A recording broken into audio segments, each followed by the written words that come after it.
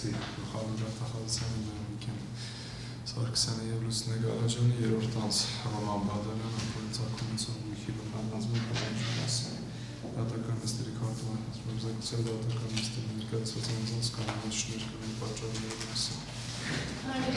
Դատական նստի ներկայացել են հայցքի ներկայացուցիչ Տիգրան Յանոկյանը, պատասխանատու Իրեն Սարգսյանի ներկայացուցիչ Արմեն Հարությունյանը, գործին մասնակցող մյուս անձին պատշաճանցված են չեն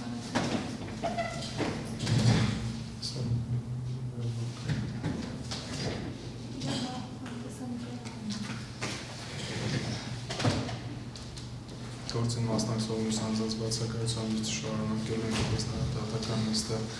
տեսանկարելու վերաբերյալ ձեր դիրքորոշումները կասեք հարգելի ներկայացուցիչներ։ Դատանի հայցոց։ Շատ։ Դատարանը հաշվառել գործին մասնակցող անձանց դիրքորոշումը եւ այն որ առաքություն չկա դատական նիստի տեսանկարման վերաբերյալ որոշած թույլատրել դատական տեսանկարումը Եկարով քաղաքացիական դատարանության ունեցքի 146-147 թվականների որոշած դատական նիստ շարունակել անշաշկարկով ծանոթված գործին մասնակցող մյուս անձանց բացակայությամբ։ Ներկայացնում միջնորդությունում եք, թե շարունակենք ունեք գործունեության համար ժամանցով փաստեր վերաբերյալ ձեր դիրքորոշումը։ Այո, արգել դատարան, եթե դուք հապիշտ ներկայացնեմ, ծավալունա եւ փոխանցեմ լիստից առաջ փոխանցել եմ այսօր կողմին։ Դուք որևէ միջնորդություն ունեք, եկեք այլ միջնորդություն չունեմ, դիրքորոշում կհայտնեմ արդեն ներկայացնում։ Շատ է։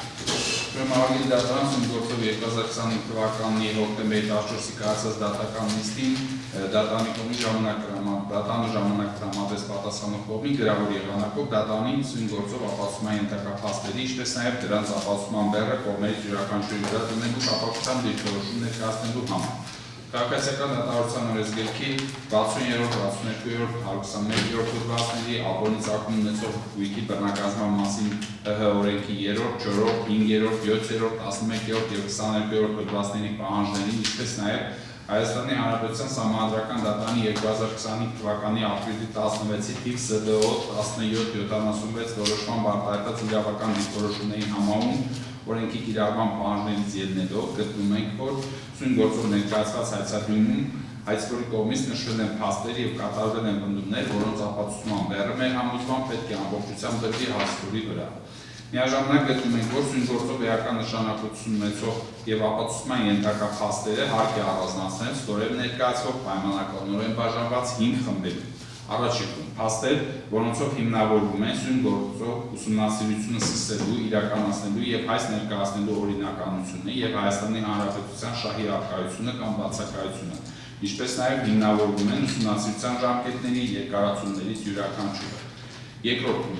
փաստեր, որոնցով հիմնավորվում են սույն վարույթի հարուցման համար հիմք հանդիսացած օպերատիվ հետախուզական միջոցառումների փաստացի իրականացված լինելը, իրականացման օրինականությունը եւ իրավասու մարմնի կողմից այլ ենթադրյալ միջոցառումների արդյունքների անհրաժեշտ ստուգման իրականացված լինելը։ Եվ երրորդ հարցերը դրանք փաստեր, որոնցով հիմնավորվում են սույն գործով ներկայացված հայցադիմումը քաղաքացիական դատավարության օրենսգրքի պահանջներին համապատասխան ներկայացված լինելը։ Չորրորդ փաստերը, որոնցով հիմնավորվում են սույն գործով ներկայացված հայցադիմում նշված պայմանագրերի ենթադրյալ վավեր կամ անվավեր, այդ թվում առողջիչ կամ չկնքված լինել։ Հինգերորդ փաստեր, որոնցով հաստատվում են սույն գործով հայցադիմումին կցված օրենքով սահմանված կարգով իրավասու մարմինների ներկայացված հայտարարագրերում նշված տվյալները, ինչպես նաև այդ տվյալները հայցքորի կողմից հայցադիմումով անտեսվելու փաստական եւ իրավական հիմնավորվածությունը։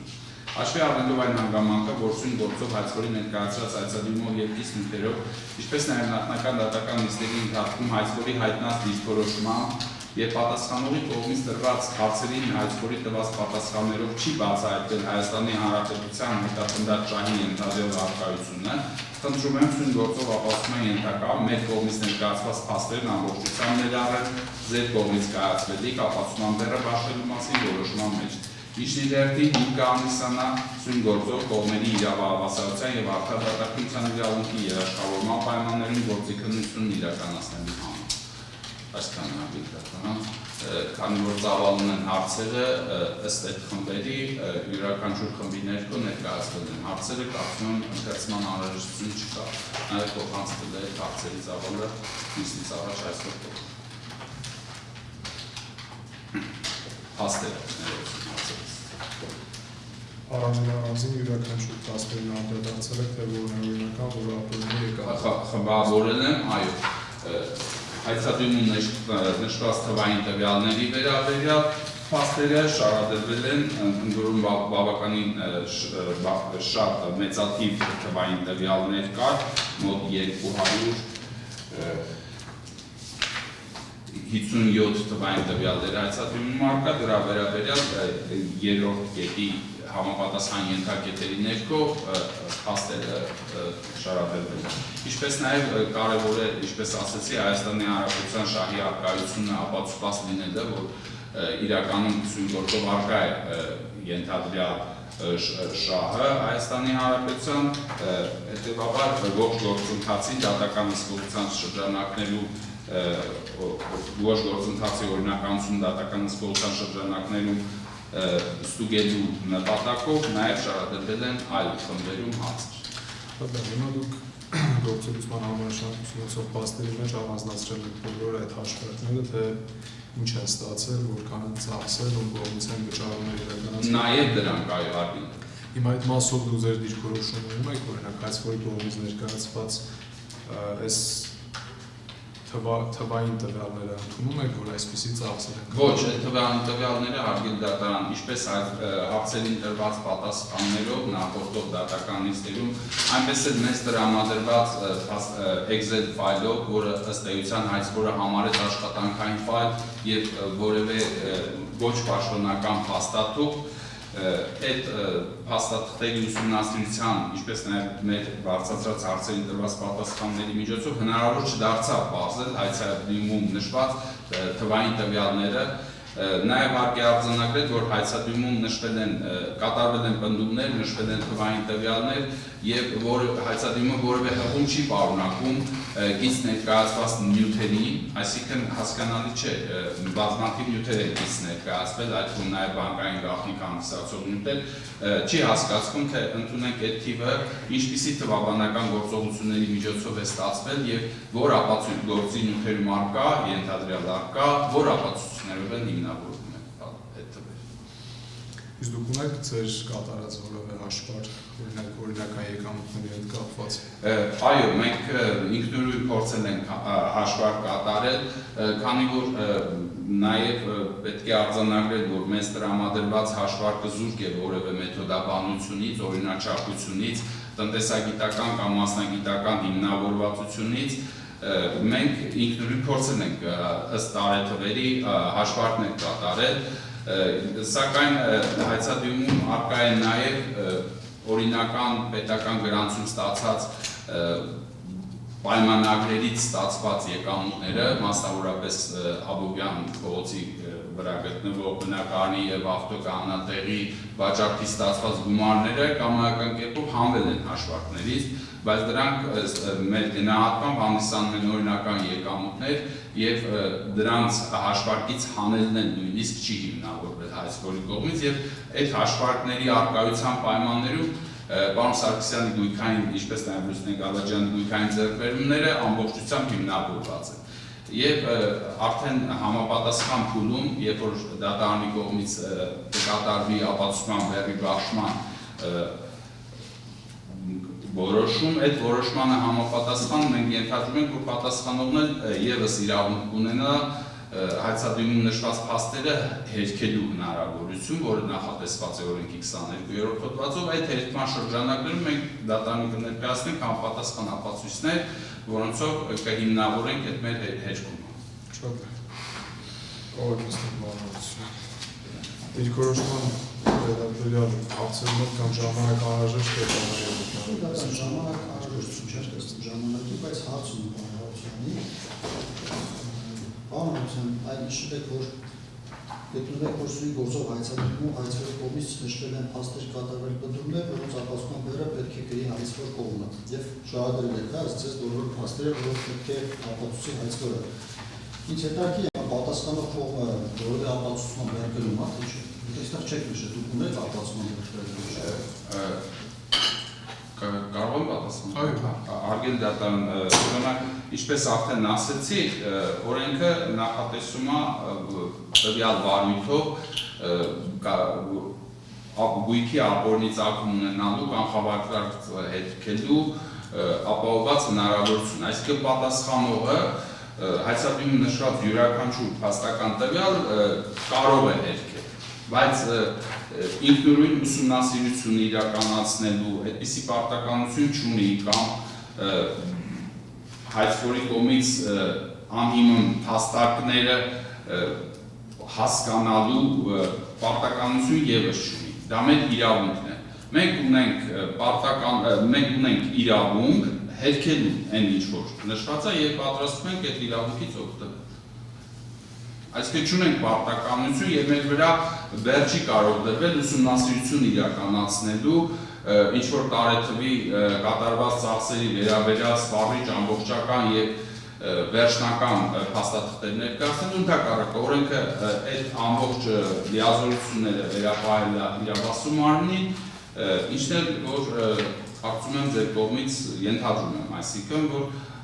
կատարվել է, թե որքան պատշաճ է կատարվել, որքան իրավաչափ է կատարվել, դա արդեն դատական ստուգման առարկա է եւ դատարանը կարծում եմ դրա ստուգման արդյունքում կկայացնի համապատասխան դատական։ Դրոշում ես ակնհայտ դատարան։ Շատ կարող է։ Արգել դատարան, ես կարծում եմ, որ պայմանականորեն պատասխանող կողմը ապացուցման բերը բաշխելու մասին որոշմամբ առանձնացվել է 5 տարբեր խմբի բաժանվող փաստեր, որոնց ապացուցման բերը պետք է դերի այսօր կողմը։ Ես համոզված չեմ, որ այս նշվածներից բոլորը փաստեր են, քանի որ օրինակի համար առաջին դեպքում փաստեր, որոնց հիմնավորում ուսումնի գործող ուսումնասիրություն սկսելու իրականացնելու հայց ներկայացնելու օրինականությունը, հայաստանյան շահերի ատելությունը եւ բացակայությունը, ինչպես նաեւ հիմնավորում ուսումնասիրության ժամկետների երկարացումներից յուրաքանչյուրը սրանք փաստեր չեն, այլ այս հարցին դատարանը կարող է անդրադառնալ ապացուցման պարտականությունը բաշխելու մասին որոշմամբ որպես իրավական հարցադրումներ, որին անդրադարձել նաև սահմանադրական դատարանը, որ այս հարցերը հետաձգված բողոքական շրջանակներում կարող է քննության առարկա դառնալ եւ դատարանը իր վերջնական դատական ակտում անդրադառնալ նաև այս հարցերին, այսինքն անձը այս դատական քննության process-ի ընթացքում կարող է վիճակել ներկայացված այդ եզրակացությունը որոշումներից յուրաքանչյուրը, բայց դրանք ապացուցման ենթակա փաստեր չեն։ Դատարանը կարող է անդրադառնալ իր վերջնական դատական ակտում, բայց դա ապացուցման ենթակա որպես այդ փաստ չի կարող ներառվել ծավալով։ Եթե դուք գտաք Արգել դատարան կարճ անդրադառնալ, ձեր ընթերցածը փաստ չէ, դա փաստերի խմբի վերնագիրն է։ Եթե ցանկանում եք հերթականության փաստեր արտադրքի պահանջությունը նոր շարունակենք։ Եթե դեմ չեք, կարող եք շարունակել ամբողջությամբ ասել վերջում։ Ես ամբողջությամբ ասեմ, պարոն Հարությունյանը թող շատ լավ, վերջում չընդհատեք էլ պարոն Հարությունյանը, վերջում ամենից կշարունակենք։ Հարցը դա հիմա երկրորդը վերնագրված է փաստեր, որոնցով հիմնավորվում է սույն վարորդով հարուցման համար ինք հանդիսացած օպերատիվ հետախուզական միջոցառումների փաստացի իրականացված լինելը, իրականացման օրինականությունը իրավասու մարմնի կողմից այդ ենթադրյալ միջոցառումների արդյունքների անհրաժեշտություն իրականացված լինելը։ Երկրորդ այս վերնագիրը գրող փաստերի շրջանակը նույնպես ես կարծում եմ, որ ենթափաստերի շրջանակներում պետք է քննության առարկա դարձվի, այսինքն դա ևս դատարանի ապացուցման պարտականությունը բաշխելու մասին որոշմամբ նման բեր հայցքոր կողմի վրա չի կարող դրվել, այլ կողմը կարող է կրկին վիճարկել կատարված օպերատիվ հետախուզական գործունեության իրավաչափությունը այս դատական քննության ընթացքում, բայց որպես ապացուցման ենթակա փաստ դա ևս չեն համարում իր 2-1-ից 2-12-րդ կետերով սահմանված պահանջներով։ Երրորդով փաստեր, որոնցով հիմնավորվում է սույն գործով ներկայացված հայցադրումը քաղաքացիական դատավարության օրենքի պահանջներին համապատասխան ներկայացված լինելը։ Նշվածը Արգելի դատարան բաղկացած է իրավասու մարմնի հայցադիմում արտացոլված ենթափաստերից, որոնց արդյունքում իրավասու մարմինը կազմել է հայցադիմում եւ հայցի առարկայում ներառել հիմնական փաստեր, այսինքն այն փաստերը, որոնք ենթակային ապացուցման։ Իսկ ապացուցման ենթակա փաստերը ես դատարանին կներկայացնեմ, թե կոնկրետ որ փաստերն են ապացուցման ենթափաստերի հիման վրա,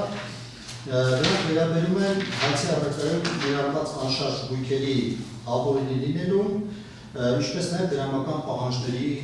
ապօրինի լինելուն։ Այսինքն երրորդ հարցադրումը պատասխանող կողմի ներկայացրած բաղկացած է ենթափաստերից, որոնք այո պետք է հայցվող կողմը ապացուցի, բայց ոչ թե դրանցից յուրաքանչյուր ապացուցման բեռը բաշխելու մասին որոշվում ենթակային ապացուցման, այլ դրանց համակցության արդյունքում ձևավորված դրամական մեծությունները պետք է ապացուցի հայցվող կողմը, այսինքն վերջն արդյունքում ինչ է ստացվել։ Բնականաբար դրանք ենթափաստեր են, որոնք ապացույցների հետազոտման փուլում պետք է ապացուցվեն, հայցվող կողմը կապացուցի, բայց դրանցից յուրաքանչյուր առանձին ուղղակի անհարկի կծանրաբեռնվի ապացուցման բաշխելու մասին որոշումը կայացված։ Այստեղ նշված հարցադրումների մեջ կան փաստեր եւ ենթափաստեր, օրինակի համար կոնկրետ գույքի ձեռքբերումը ապացուցելը, այո, փաստն է, որը պետք է ապացուցի հայցվող կողմը, կոնկրետ նշված է Պարոնարարությունների կողմից Աբովյան փողոց օրինակ 8.15 բնականի ձեռքբերումը Վիգեն Սարգսյանի կողմից, դա փաստն է, որը պետք է ապացուցի հայցվող կողմը։ Բայց օրինակի համար դրա համար վճարված լինել է, օրինակի համար նման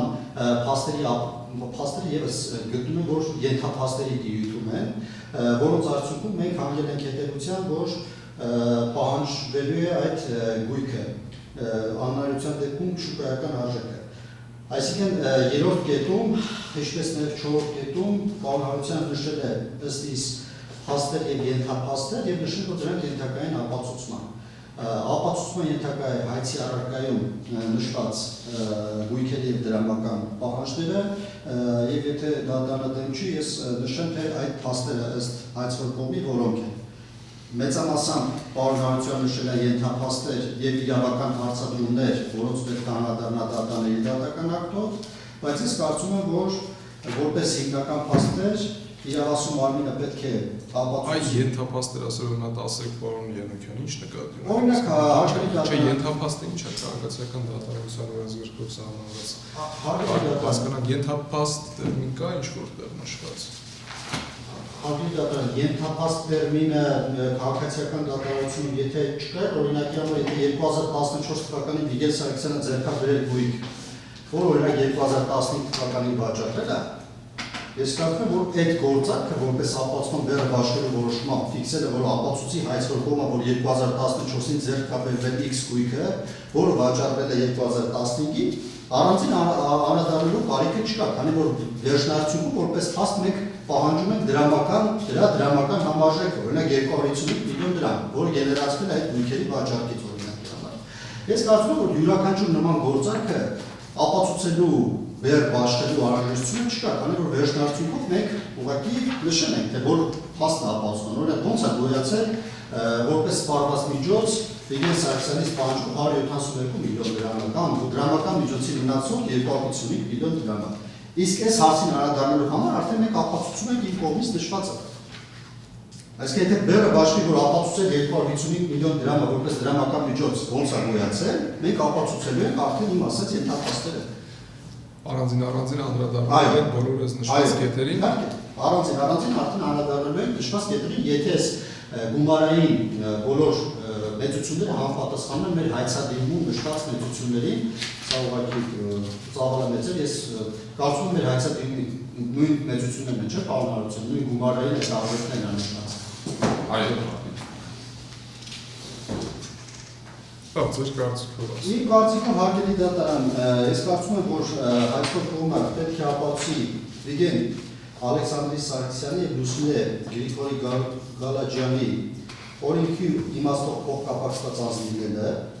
քաղաք Երևան կենտրոն Աբովյան փողոց 8.15 բնակարանը նրանց պատկանել է, քաղաք Երևան կենտրոն Աբովյան փողոց 8.15 բնականի շուկայական արժեքը 50 միլիոն Հայաստանի Հանրապետության դրամը գերազանցել է։ Պետք է նաև ապացուցի, որ քաղաք Երևան կենտրոն Աբովյան փողոց 8.15 բնականի ձեռքբերումը չի հիմնավորվել Վիգեն Սարգսյանի եւ Լուսինե Գալաջյանի օրինական եկամուտի աղբյուրներով, Ամերիկայի Միացյալ Նահանգների Մասաչուսեթս նահանգ Բելմոնտ քաղաքի Ռոդ փողոց 48 հասցեում գտնվող բնակելի տարածքը Վիգեն Սարգսյանին պատկանել է, նույն հասցեում գտնվող բնակելի տարածքի ձեռքբերումն օրինական եկամուտներով չէ հիմնավորվել է։ ԱՄՆ-ում գտնվող առանձնատան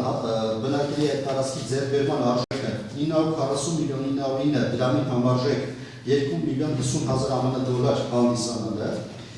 ԱՄՆ Մասաչուսեթս նահանգի բնակելի տարածքի բռնագանձման անհնարինությունը 255.445.814 դրամ որպես ապօրինի դրամական միջոցի մնացորդի առկայությունը 172.486.655 դրամ, որը հնարավոր չի եղել նույնականացնել, քանի որ դա փոխանցվել է բարեխիղճ ձեռքբերողների 2004-ից 2022 թվականների ընթացքում։ Եվ հայցման պետք է ապացուցի նաև, որ հայցի առարկայում նշված գույքի շուկայական արժեքը հայցի ներկայացման պահի դրությամբ գերազանցում է 50 միլիոն Հայաստանի Հանրապետության դրամ։ Բացի այդ, որպես իրավական հարցադրում, օրինակ թե ինչ նպատակ է հետապնդում բռնականությունը սահմանադրական գաղթանի թիվ 1776 որոշման համատեքստում, հանցավորության դեմ պայքարի եւ կամ կոռուպցիայի դեմ հանցավորության դեմ պայքարի եւ կամ կոռուպցիայի դեմ պայքար արկա թե ոչ գտնում է, որ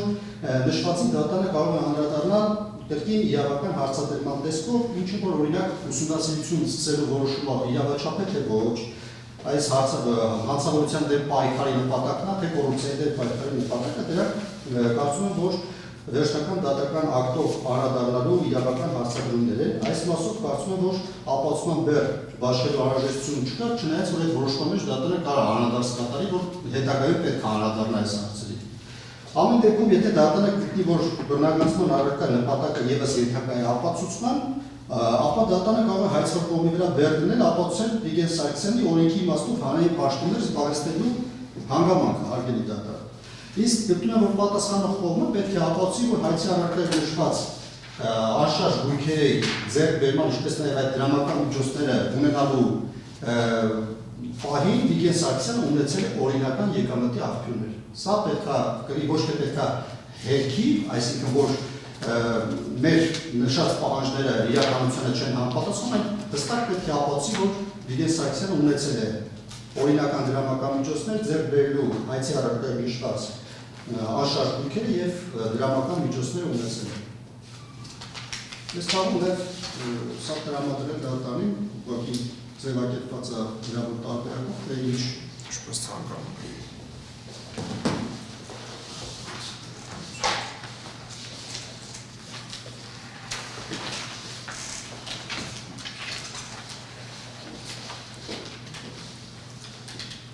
Հարցեր ունեք դիտորոշման վերաբերյալ։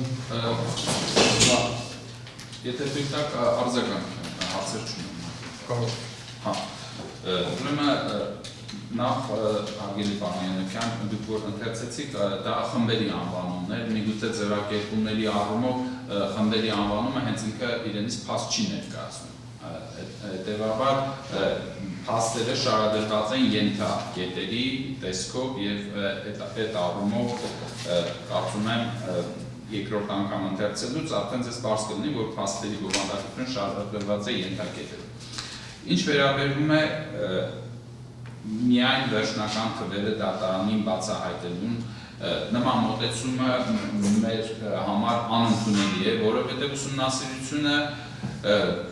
դուրս է եկել սույն գործով ձերից կողմից սահմանված ժամկետներից։ Այսինքն դուք ուսումնասիրության վերջնաժամկետ սահմանել եք 98 թվականը, սակայն հացադիվում 95 թվականի ստացած եկամուտների վերաբերյալ պնդում եք կատարել։ Եվ մեր կողմից ներկայացված փաստաթղթի կառուցվածքը հետևյալ կառուցվածք ունի։ Նշված են իրավական հիմքերը, ինչպես նաև մեջբերված են սահմանադրական դատարանի 1776 որոշման համապատասխան մասերը վերաբերելի, այսինքն մեր կողմից փաստերի շարադրումը ունի նաև իրավական հիմնավորվածություն, այսինքն մենք այդ սահմանադրական դատարանի, ինչպես նաև օրենսդրական կարգավորումների մեջբերման միջոցով ցանկացել ենք ցույց տալ, որ սահմանադրական դատարանը ևս կարևորելով նշված գործընթացի օրինականությունը ստուգելու անհրաժեշտությունը հստակ դիրքորոշումներ է ներկայացրել տարբեր հարցերի վերաբերյալ։ Ինչ վերաբերում է պայմանագրերի, ուրեմն պայմանագրերի մասով է մեր կողմից վկայակոչվել է օրենքի համապատասխան հոդվածը, որը որ լիազորություն է օժտում իրավասու մարմնին, օրենքի 20-րդ հոդվածի 3-րդ մասն է, որտեղ որ ասում է, որ հայցվորի կողմից հայցադիմով կամ քաղաքացիական դատարկության ռեսուրսով նախատեսված կարգով հայցի առարկա եւ ինքը փոխելու միջոցով կարող է ներկայացվել նաեւ ապօրինի ծագում ունեցող գույքի բռնագազման պահանջի հետ կապված ցանկացած այլ պահանջ, այլ թվում առողջիչ գործարքի անվավերության հետևանքների կիրառման, վիճահարույց գործարքի անվավեր ճանաչման, դրա անվավերության հետևանքների կիրառման պահանջ կամ վիճարկվել ապօրինի ծագում ունեցող գույքի բռնագազման պահանջի համար նշանակություն ունեցող ցանկացած պայմանագրի կնքված լինելու հանգամանք։ Այս կապակցությամբ արգելի դատարան, քանի որ հայցադիմումում կատարվել մի որոշ խումբ գործարքներ կասկածի տակ չի դրվել եւ այդ նույն ռեժիմով պետական գրանցում ստացած գործարքներ, այս նոտարական ավերածում պետական գրանցում ստացած գործարքներ ամբողջությամբ դիտվել են շինծու եւ նույնիսկ իրավական հիմնավորումների զուրկ, մասնավորապես փաստարկ է բերվել, որ շարունակել է հաշվառված մնալ այդ բնակարանում, հետևաբար այդ գործարքը շինծու է, այդ առողջարկ տեղի չունեցել են պայմաններում, երբ որ այդ գործարքը նոտարական ավերածում եւ պետական գրանցում է ստացել։ Եվ այդ խայտաբղետ մոտեցման պայմաններում մենք պնդում ենք, որ դատարանը փաստերի ապացուցման բեռի բաշխման որոշմամբ պետք է մանրակրկիտ անդրադարձ կատարվի եւ այս մեր կողմից ներկայացված բոլոր փաստերը պետք է իրենց տեղը գտնեն համապատասխան որոշման մեջ։ Ընդ որում, ինչ վերաբերում է պայմանագրերի մասով, այսինքն օրենսդիրը լիազորել է, որ իրավասու մարմինը ունի գործիք սահմանված կարգով վիճարկելու այդ փաստերը եւ ավելին օրենսդիրը այդ գործարքների վիճարկման համար ազատել է հայցվորին հայցային պատասխանատվության ժամկետների կիրառումից։ Այսինքն այդ պայմաններում հայցադիմումում այդ մեր կողմից այս հարցերի բարձրացումը պայմանավորված է հայցադիմում առկա շփոթով։ Ինչ վերաբերում է մնացած հարցերի, դա վերաբերում է օրինակ հայտարարագրերը պահանջվել ստացվել են եւ մեր համար հարց է ծագել, այդ հայտարարագրերը ինչ նպատակով են պահանջվել ստացվել։ Եթե հայտարարագրում նշված որևէ տվյալ անտեսվել է եւ հայցադիմում չի օգտագործվել, եթե հայցադիմում օգտագործվել ասել հայտարարագրում սխալ տվյալը նշել պարոն Սարգսյանը կամ կա թերի եկամուտներ կամ գույքի ձեռբերում ունեցել, որը չի արտացոլվել հայտարարագրում, այդ դեպքում մեր համար հասկանալի կլիներ պահանջը հայցվորի կողմից հայտարարագրեր պահանջելը ստանալը եւ ուսումնասիրություն իրականացնելը։ Նման պայմաններում կամ մեկ այլ խումբ հարցեր, որոնք վերաբերում են օպերատիվ հետախուզական միջոցառումներին։ Մենք փորձեցինք նախորդ դատական նիստերին դատարանում ներկայացված հարցադրումների միջոցով հասկանալ, վերջիվերջո օպերատիվ հետախուզական միջոցառում իրականացվել է, թե չի իրականացվել։ Մեր գնահատմամբ օրենքը սահմանում է առանձին կարգ, եւ այդ կարգը ամրագրված է օրենքի 11-րդ հոդվածով եւ 4-րդ հոդվածով մասնավորապես։ Դատախազությունը ունի երկու հնարավորություն։ Մի դեպքում, երբ որ քրեական վարույթի, այսինքն 5-րդ հոդվածի argument-ի 4-րդ կետերով է ուսումնասիրություն նախաձեռնում, այդ դեպքում քրեական վարույթի ընթացքում հենց այդ քրեական գործի հսկողություն իրականացնող դատախազը ինքն է որոշում եւ ինքն է այդ օպերատիվ հետախուզական միջոցառումների արդյունքները տեղեկացնում իր վերադաս մարմնին։ Երկրորդ դեպքը սահմանադրական դատարանն է բացահայտել իր դիրքորոշմամբ։ Դա 11-րդ հոդվածի 5-րդ մասն է, որի հիման վրա, որպեսզի փոխկապակցված անձանց գույքի եւ շրջանակը պարզելու համար դատախազությունը իրավունք ունի համապատասխան մարմիններին հանձնարարելու եւ ասում է օպերատիվ 4-րդ հոդվածի առաջին մասը ասում է օպերատիվ հետախուզական միջոցառում իրականացրած մարմինը, դա այդ արտահայտությունը ենթադրում է, որ ի սկզբանե դատախազությունը հանձնարարել է այդ մարմինը իրականացրել է, արդյունքները նոր տրամադրում է իրավասու մարմին։ Տվյալ գործով թեև նշվել է, որ թիվ քրեական գործի շրջանակներում է իրականացվել օպերատիվ հետախուզական միջոցառումը, Սակայն մեր համար այդպես էլ բարձ չի դարձել, թե ինչ տեսակի միջոցառում, ինչպես է եղել, չէ՞ որ օրենսդիրը ոչ թե բացառությունը սահմանել է օպերատիվ հետախուզական միջոցառումների մասին օրենքով, այլ սահմանել է ապօրինի ծագում ունեցող գույքի բռնագրավման մասին օրենքով, եւ դա իրենից ենթադրում է, որ դատական հսկողության շրջանակներում դատարանը ունի ոչ թե պարտավորություն, այլ ունի հնարավորություն եւ առնվազն այդ հարցը բարձրացվելու դեպքում կողմի հնարավորություն կտա հավաստիանալու, որ չեն խախտվել այդ սահմանափակումները, մասնավորապես օրենքի 11-րդ հոդվածը հստակ ասում է, թե որ տեսակի միջոցառումները չեն կարող իրականացվել տվյալ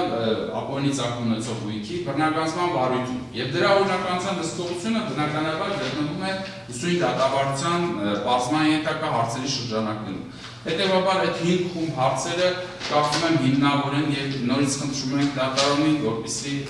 իր ապացուցման բեռը բաշխման կայացվելիք որոշման մեջ ամբողջությամբ ներառան մեր կողմից նշված փաստերը։ Շնորհակալություն։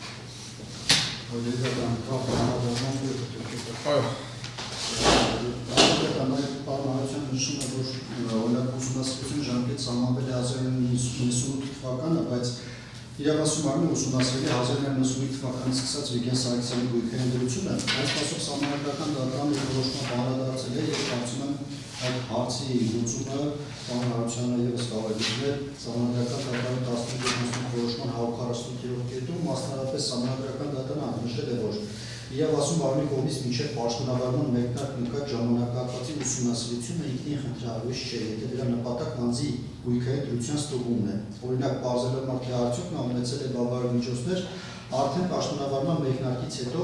իր օրինական եկամուտներով գույքի ձեռքբերման համար։ Այսինքն, այս 148-րդ կետում ևս սահմանադրական դատարանը անդրադարձել է, որ որպեսզի իրավասու մարմնը պատկերացում կազմի ուսումնասիրվող անձի գույքային դրության մասին, պետք է պարզի նաև ուսումնասիրության ժամկետից առաջ ընկած բոլոր գույքային ձեռքբերումները ունեցած եկամուտները։ Մեկ այլ հարց է, որ դրանք բռնագրավման առարկա չեն կարող հանդիսանալ, բայց որ կարող է ուսումնասիրել այդ ժամանակահատվածը, դա խնդրահարույց չէ։ Ինչ վերաբերում է ապօրինի ծագում ունեցող գույքի բռնագրավման մասին, օրենքի 20-րդ հոդվածի 3-րդ մասին, գործարք համավերջ ճանաչելու եւ այլն, ես ցանկանում եմ նշել, որ մենք մեր հայցի առարկայում նշել ենք բռնագրավման պահանջ։ 20 հոդվածի 3-րդ մասի կոնկրետ պահանջներ իրավասու մարմինը դատարանի չի ներկայացրել, օրինակ պահանջ առաջինչ գործարքի անվավերության հետևանք իրավեր վճարող գործարքն անվավեր ճանաչել, այսինքն նման պահանջներ չունենք մենք։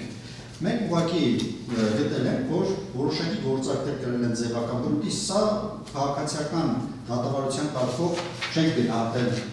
առաջինչ կամ վճարույց գործարքներ։ Եվ այստեղ այլ ինստիտուտ է գործում, ապօրինի բռնագրավման մասին օրենքի համաձայն, եւ մենք գտնում ենք, որ օրենքի տրամաբանությամբ այդ գործարքները ձևական բնույթ կրող են եւ ըստ էության դրանից գոյացած գումարները ենթակա է բռնագրավման։ Ինչ վերաբերում է օպերատիվ հետախուզական գործունեության հիմքերին, պարոն Հարությունյան, այստեղ դուք նշեցիք, որ մեր առաջին դեպքում դատախազը ստանալով օպերատիվ հետախուզական արդյունքների վերաբերյալ տեղեկատվություն կարող է բարուն նախաձեռնել, դա իրականություն չի համապատասխանում, դատախազը չի կարող դատախազ նկատի ունեք քրեական վարույթի նկատմամբ հսկողություն իրականացնող դատախազին, կոնկրետ այդ դատախազը չի կարող մեզ ուղարկել օպերատիվ հետախուզական միջոցառումների մասին տվյալ, եթե հիմք հանդիսանա ուսումնասիրություն սկսելու համար, իրավասու մարմին նման հիմքը պետք է ուղարկի հենց օպերատիվ հետախուզական մարմինը, որպեսզի մեր համար այդ հիմքը ծառայի նպատակին ուսումնասիրություն սկսելու կամ չսկսելու առումով։ Ինչ վերաբերում է իրավասու մարմնի կողմից հանձնարարություն տալու օպերատիվ հետախուզական միջոցառումներ իրականացնելով, ապա սա այլ կարգավորում է, սա գործում է արդեն իսկ առկա ուսումնասիրության ընթացքում տրվող հանձնարարությունը։ Եթե չկա ուսումնասիրություն, իրավասու մարմինը ապօրինի ծագումով գույքի բռնագրավման գործերով վարչության դատախազը չի կարող ուղղակի օպերատիվ հետախուզական մարմին հանձնարարություն տալ, որ օրինակի համար օպերատիվ հետախուզական միջոցառումներ իրականացնեն կոնկրետ սուբյեկտի գույքերի մասով։ Եթե չկա ուսումնասիրություն, մենք չենք կարող այդ հանձնարարությունը տալ Հարություն։ Այստեղ այդ երկու օրենքի կարգավորումներով կա էական տարբերություն։ Եթե դուք նախ 4-րդ հոդվածը հստակ երկու սուբյեկտի մասին է խոսում, ես կխնդրեմ տարածի մեկնաբանությունը 4-րդ հոդվածի առաջին մասը երկու սուբյեկտի մասին է խոսում, սակայն չցանկանալով ծանրաբեռնել եւ նիստը չվերածելով փոխադարձ հաստատներով ծանրաբեռնելուն, ընդհանրապես ցանկանում եմ նշել, որ սույն գործով ներկայացված հայցադիմումը չի պատասխանում այն հարցին, թե տվյալ հայցը ներկայացվել է հանցավորության դեմ պայքարի շրջանակներում, թե կոռուպցիայի դեմ պայքարի շրջանակներում։ Մենք ծանոթ ենք այդ որոշմանը եւ մեր համար ընդունելի է Սահմանադրական դատարանի այն դիրքորոշումը, որ երկու նպատակն էլ կարող է առկա լինել։ Սակայն այս գործով հիմնական շեշտադրումը կատարված է կոռուպցիայի դեմ պայքարի շրջանակներում, թեև հայցադիմի սկզբում նշված է, որ թիվ 6 քրեական գործի շրջանակներում իրականացված օպերատիվ հետախուզական միջոցառումներ։ Այսինքն առկա է շփոթ եւ հենց մեր կողմից փաստերի առանձնացումը եւ այդ փաստերի ապացուցման միջոցով է հնարավոր իրականացնել սույն գործի բազմակողմանի ամբողջական քննություն։ Այսինքն եթե այդ փաստերը վեր չհանվեն եւ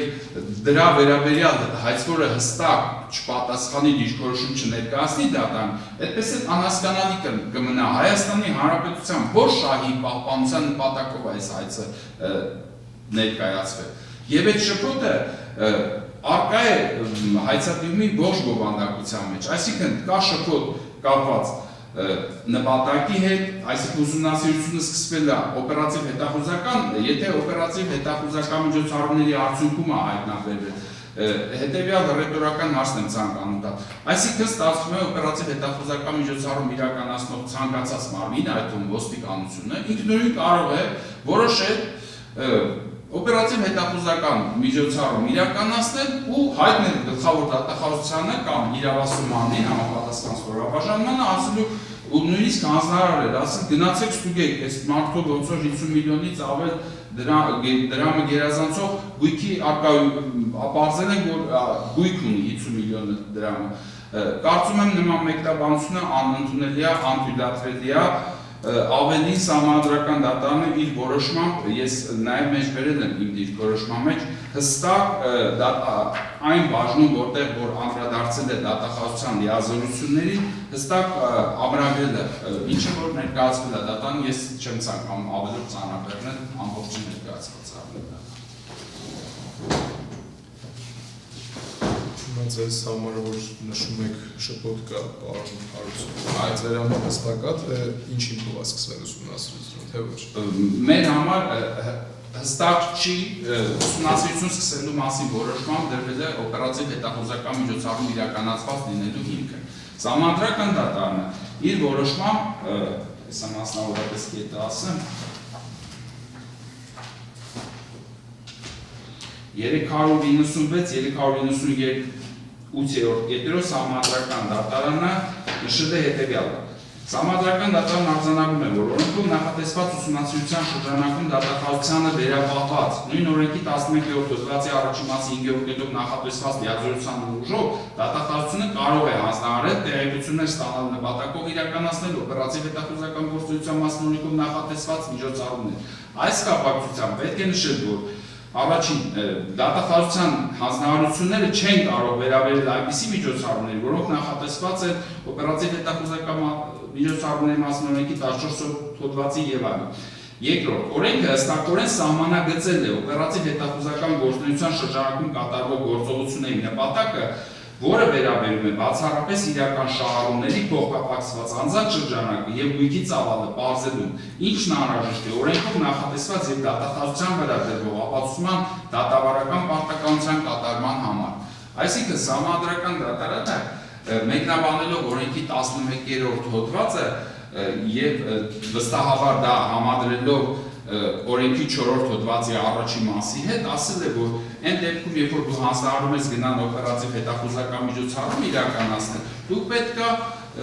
հստակ անձի համար հասկանալի լինի, որ իր նկատմամբ օպերատիվ հետախուզական գործունեության մասին օրենքով չթույլատրվող միջոցառումների արդյունքում չի, իրականացման արդյունքում չի հայտարարվել համապատասխան տեղեկությունը, այլ իրականացվել է այնպիսի օպերատիվ հետախուզական միջոցառում, որը թույլատրելի է անձի համար։ Երկրորդ խնդիրը կապված է այն հանգամանքի հետ, որ տվյալ գործով գրված է թիվ էսիչ քրեական վարույթի շրջանում։ Եթե քրեական վարույթի շրջանակում է իրականացվում օպերատիվ հետախուզական միջոցառում, օրենսդիրը 4 հոդվածի առաջի մասի նշված կանխավարկածով եւ տարածի մեկնաբանման արդյունքում, ինչպես նաեւ օպերատիվ հետախուզական գործունեության մասին օրենքի 11-րդ հոդվածի առաջի մասով հստակ սահմանել է այն եղանակը, որը որ քրեական վարույթով կարող է իրականացվել օպերատիվ հետախուզական միջոցառում։ Քրեական վարույթում օպերատիվ հետախուզական միջոցառում կարող է իրականացվի դատախազի ցուցումով եւ քննիչի որոշմամբ։ Այսինքն քննիչի որոշմամբ եւս կարող է իրականացվել օպերատիվ հետախուզական միջոցառում, սակայն այս մասով 4 հոդվածի օրենքի 4 հոդվածի առաջի մասով օրենսդիրը սահմանել է, որ դրա վերաբերյալ ոչ թե քրեական վարույթում քննիչի հանձնարարությամբ օպերատիվ հետախուզական միջոցառում իրականացած մարմինն է տեղեկացնում իրավասու մարմնին, այլ տեղեկացնում է համապատասխան դատախազը։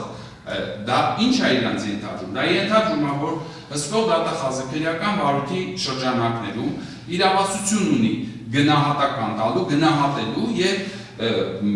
նաեւ կանխատեսելու, հետագա ստուգելու իր դատախազական հսկողությամբ եւ ընդունենք օպերատիվ հետախուզական միջոցառում անցկացնելու մասին որոշումը կայացրել եւ նա ավելացնելու, խմբագրելու կամ ցուցում տալու համապատասխան օպերատիվ հետախուզական միջոցառում իրականացնող սուբյեկտին, որ այո, այս գործով պարզեք նաև իրական շահառուների գույքի ծավալի վերաբերյալ տեղեկությունները։ Այդ ժամանակ արդեն մենք կարող ենք արձանագրել, որ օրինականությունը պահպանվել է։ Հակառակ պարագայում կամ այդ տվյալների չբացահայտման պայմաններում պետք է արձանագրել, որ ուսումնասիրությունը մեկնարկել է օրենքի խախտման։ Ինչը կարծում եք պետք է ունենա իր համապատասխան հետևանքներ։ Մեկնարկելս նկատում եք ուսումնասիրության սկզբի հենց սկզբնական։ Այո, հենց սկսելու հիմքը։ Այո։ Ըստ 11-րդ հոդվածի 5-րդ մասը ձեր գնահատման վերաբերում ուսումնասիրություն սկսելու հիմքերի։ Թե ուսումնասիրության ընթացքում կատարվելու 11-րդ հոդվածի 5-րդ մասը իմ գնահատման վերաբերվում է բոլոր փուլերին, այսինքն այս վարույթի նախաձեռնման փուլից մինչև ավարտի փուլը։ Այսինքն դա լիազորությունն է հստակ, ընդ որում օպերատիվ հետախուզական միջոցառումների մասին օրենքի 11-րդ հոդվածի առաջին մասը օրենսդիրը թվարկում է, թե ինչի կարա հիմք հանդիսանալ, ընդ որում դա պարտավորություն սահմանող հոդված է, 11-րդ հոդվածը ասում է պարտավոր է ապօրինի ծագում ունեցող գույքի բռնագանձման վարույթում կատարել դատախազի գրավոր հանձնարարականները։ Դա արդեն համադրելով այս մեր օրենքի 11-րդ հոդվածի 5-րդ մասին արդեն հասկացվում է, որ պետք է ի սկզբանե հանձնարարություն լինի դատախազության կողմից, եթե ուսումնասիրությունն իրականացվում է պաշտոնատար անձի նպատակի շրջանակներում, պաշտոնատար անձի կոռուպցիայի դեմ պայքարի նպատակի շրջանակներում, այսինքն պետք է համապատասխան հաստակը իրավասու մարմնից գա։ Հիմա ուսումնասիրությունը սկսվել է ինչ-որ մի հիմքով։ Տվյալ պարագայում այս որ կողմը նշել է օպերատիվ հետախուզական տվյալների։ Այո, օրենքի 5-րդ հոդվածի 5-րդ մաս։ Հիմա ուսումնասիրության իրավաչափության լինելն եք ցանկանում, որ այս որ կողմ ապացուցի, թե հետագայում նաև թե ինչ օպերատիվ հետախուզական միջոցառումներ իրականացնելու շրջանակում ձեռք է բերել ապացույցներ, դրանց թույլատրելիության մասին եք խոսում։ Հարգելի դատարան, փաստերը, որ պետք է ապացուցվեն, այդ փաստերի շրջանակներում մենք ենթադրում ենք, որ դատախազությունը պետք է դատարանին եւ պատասխանողին ներկայացնի, եթե իհարկե իրականացվել է օպերատիվ հետախուզական միջոցառումներ, մենք կասկածներ ունենք, որ ընդհանրապես որևէ օպերատիվ հետախուզական միջոցառում չի իրականացվել։ Պետք է ներկայացվի որոշումը, այսինքն որ որոշվեց իրականացնել օպերատիվ հետախուզական միջոցառում։ որից հետո պետք է ներկայացվի արդյունքները, այդ որոշման բովանդակությունից մեզ պարզ կդառնա, թե այդ որոշմամբ ինչպիսի տեսակի օպերատիվ հետախուզական միջոցառումներ են իրականացվել։ Արդյոք պահպանվել են օպերատիվ հետախուզական օրենքի 11-րդ հոդվածով սահմանված սահմանափակումները, թե դուրս են եկել այս շրջանակներից։ Ընդունենք գաղտնալսման միջոցով է պարզվել։ Այդ դեպքում արդեն ըստ սահմանադրական դատարանի դիրքորոշմամբ դա իրավաչափ տեղեկություն չի կարող լինի եւ չի կարող տրվել այս հայցի բավարարման հիմքում։ Եվ երկրորդ հարցին միանգամից այդ ձեր ասացի համատեքստին պատասխանենք էլի պարոն ուսումնասիրություն սկսելու մասին է խոսքը, թե ուսումնասիրություն սկսելու մասին, արգել դատարան։ Ուսումնասիրություն սկսելու մասին, բայց դա լիազորություն է, դատախազությունը զրկված չի, նաև ուսումնասիրություն սկսելուց հետո եւս ընդունենք կարա լինի իրավիճակ եւ կա թաքցված գույք հայտնաբերելու անհրաժեշտություն, ինչը այս գործով կիրառելի չի։ Դա լիազորություն է, որն ունի մեր գնահատմամբ իրավասու մարմինը եւ այդ լիազորությունը նախ կարող է կիրառել ինչպես ուսումնասիրության սկսման փուլում, այնպես էլ ուսումնասիրության ընթացքում։ Դա է իմ դիրքորոշումը։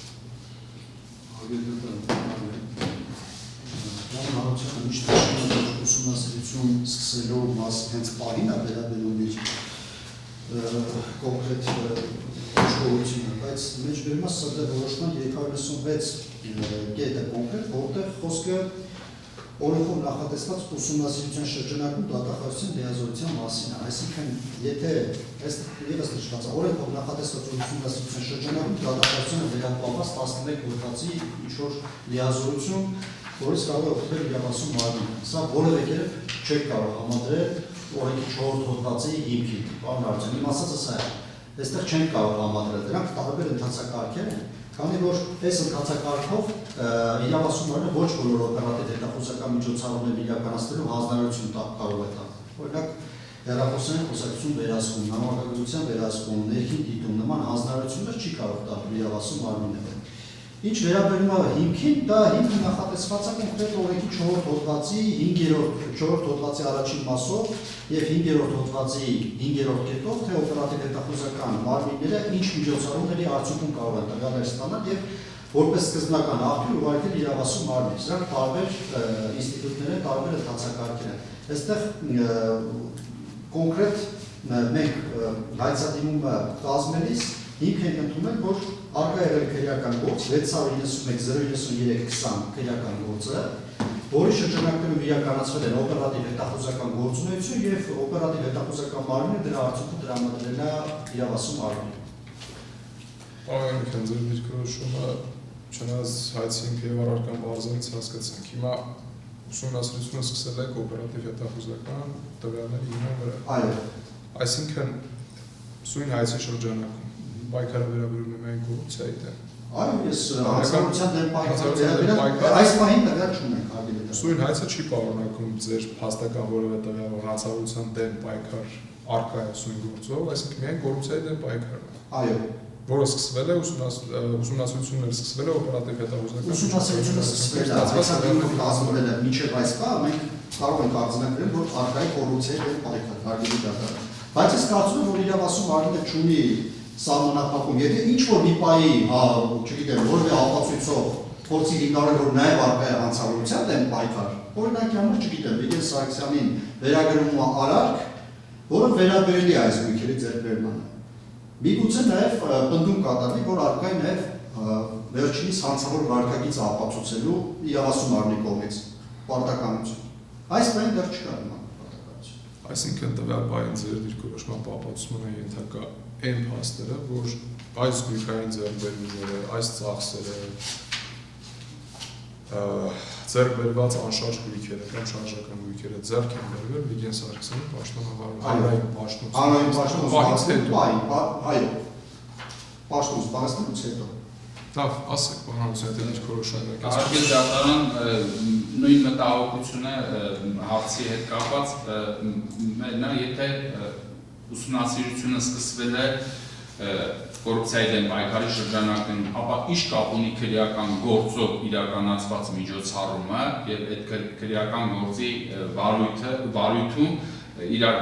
շրջանակներում իրականացված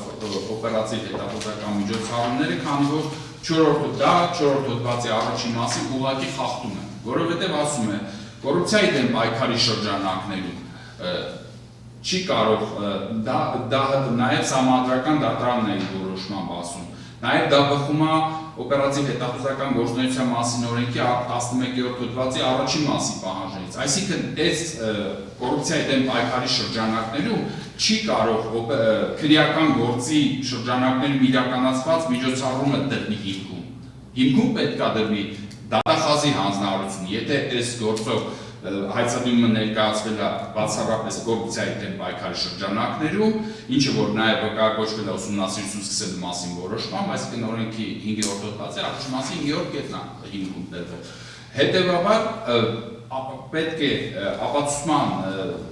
ենթակա փաստերում մեր կողմից վկայակոչված փաստերը հիմնավորվեն, ինչպես նաև դատարանի ներկայացվի ապացույց, որ այո, եղել է հանձնարարական եւ այդ գրավոր հանձնարարականի հիման վրա իրականացվել է օպերատիվ հետախուզական միջոցառում։ Ում կողմից հանձնարարական։ Դատախազի կողմից։ Որ դատախազի։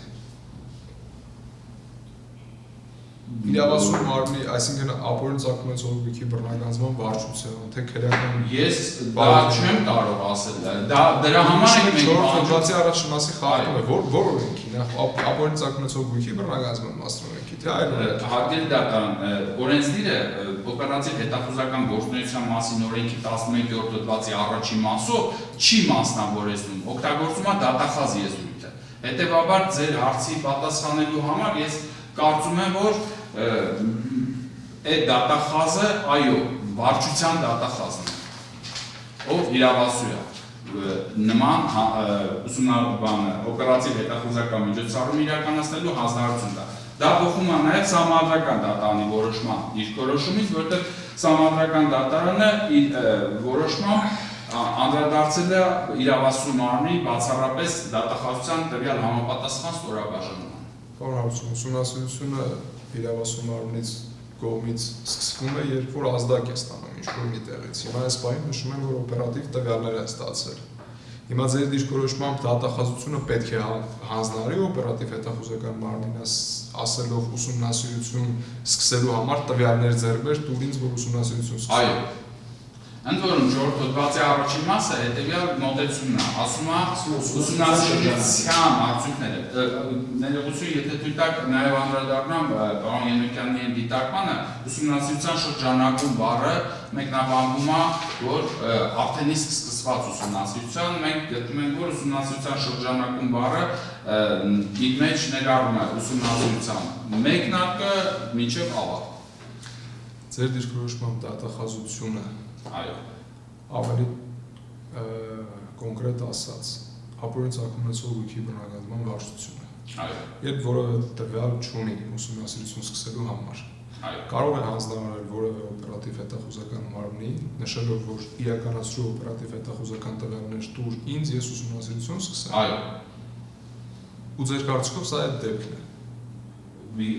Ես կարծում եմ, որ պետք է այդպես եղած լիներ, քանի որ ձեր կարծիքով օրինականը դա է։ Օրինականը դա է։ Երբ որ օպերատիվ ինչ-որ մի մարմին, ինչ-որ մի վարույթի շրջանակում տվյալ է ձեռք բերում եւ փոխանցում է դատախազությանը, դա ձեր կարծիքով ապօրինի է։ Այո, որևէ օպերատիվ հետախուզական միջոցառում ունեցող մարմին չունի լիազորություն իրականացնելու այս վարույթի շրջանակներում օպերատիվ հետախուզական միջոցառում առանց դատախազի համապատասխան հանձնարարականի, որտեղ ՕՀՄ մասին օրենքի 11-րդ հոդվածը հստակ առանձին կարգավորում է սահմանում ապօրինի մասով դատախազի գրավոր հանձնարարականի հիման վրա։ Շատ կարևոր է հասկացան ձեր դիրքորոշումը ինչի մասին է։ Այդ մասով կիսում եք այդ դիրքորոշումը։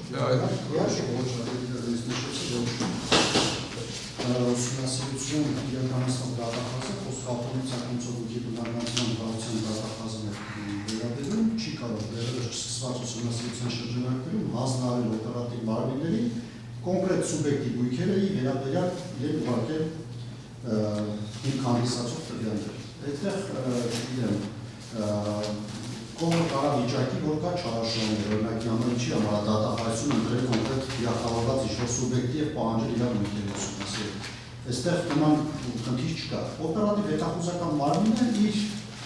գործունեություն իրականացնում է, թե ինչ օպերատիվ միջոցառումներ են դրանք, օպերատիվ հարցումներ են, թե մեկ այլ օպերատիվ հետախուզական գործունեության հարցումները ինքնուրույն է դա անում։ Իսկ կան օպերատիվ հետախուզական միջոցառումներ, պարոն Հարությունյան, օրինակ իմ կողմից նշված ներքին դիտում հեռախոսային խոսակցությունների վերահսկում։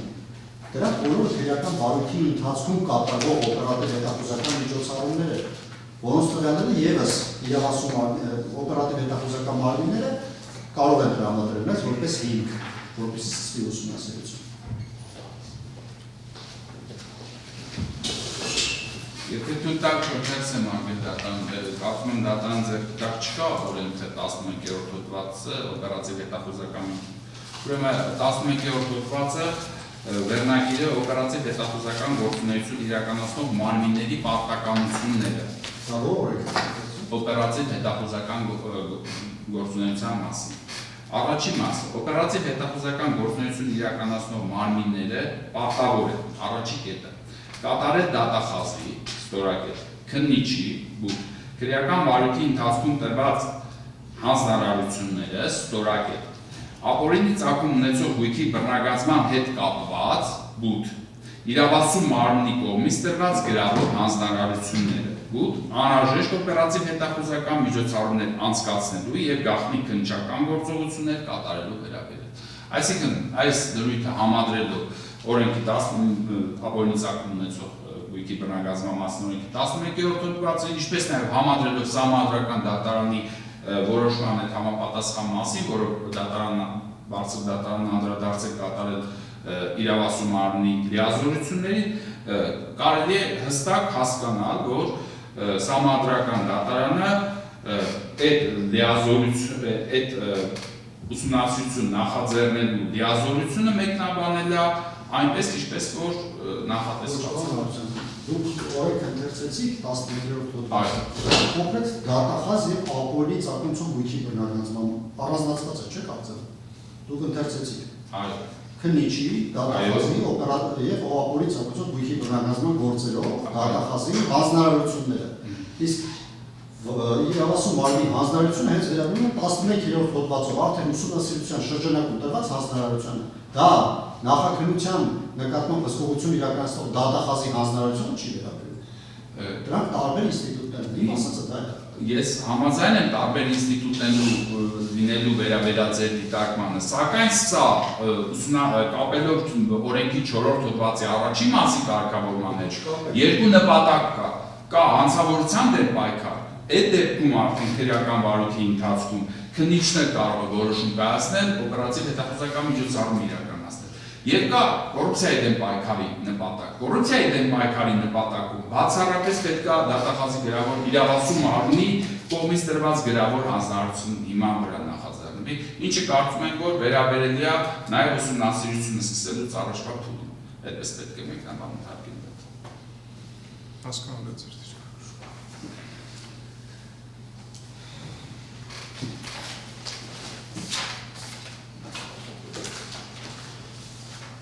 Գործելուծման համար նշանակությունացող փաստերի հետ կապված